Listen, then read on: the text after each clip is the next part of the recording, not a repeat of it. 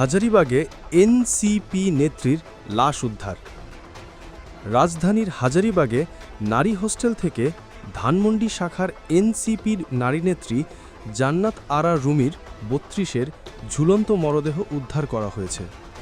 আজ বৃহস্পতিবার জিগাতলা জান্নাত নারী হোস্টেলে পঞ্চমতলা ভবনের পঞ্চমতলা রুম থেকে তার লাশ উদ্ধার করা হয়।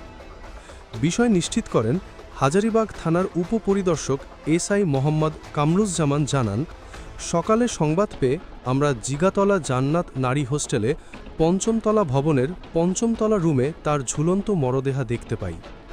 পরে তার মরদেহ উদ্ধার করা হয়। আইনি প্রক্রিয়া শেষে মর্গে পাঠানো হবে। তার বাবার নাম মোহাম্মদ জাকির হোসেন।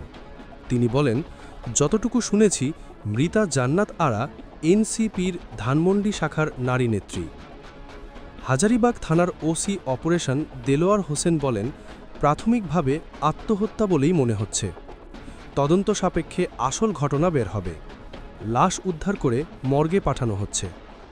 প্রিয় দর্শক, বিষয়টি নিয়ে আপনার মূল্যবান মন্তব্যটি কমেন্ট করতে ভুলবেন না।